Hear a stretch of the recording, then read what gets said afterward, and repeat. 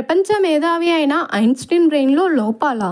Albert Einstein brain పరిమాణం ఎంత? అసలు అతను అంత తెలివిగా ఎలా ఆలోచించగలిగారు అని ఎప్పుడైనా ఆలోచించారా?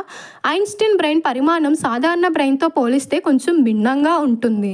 అయితే 1955లో ఆల్బర్ట్ ఐన్‌స్టీన్ మరణానంతరం ప్రపంచవ్యాప్తంగా ఉన్న శాస్త్రవేత్తలు అతని మెదడును పరిశీలించాలని అనుకున్నారు. అయితే మెక్ మాస్టర్ విశ్వవిద్యాలయంలోని ఫ్యాకల్టీ ఆఫ్ హెల్త్ సైన్సెస్‌లోని ఒక పరిశోధనా బృందం 1999లో జరిపిన ఒక అధ్యయనంలో వాస్తవానికి ఐన్‌స్టీన్ మెదడు సగటు కంటే తక్కువగా ఉందని తేలింది. మొత్తంగా చిన్నది అయినప్పటికీ అతని మెదడులోని కొన్ని ప్రాంతాలు సగటు కంటే ఎక్కువగా ఉన్నాయి. ఐన్‌స్టీన్ బ్రెయిన్ యొక్క పెరైటల్ లోబ్ ఉండవలసిన వాటి కంటే 15% పెద్దగా ఉన్నాయని తేలింది. మరియు లెఫ్ట్ కార్నియా గైరెస్ మరియు సూపర్ మార్జినల్ గైరెస్ ప్రత్యేకంగా ఉన్నాయి.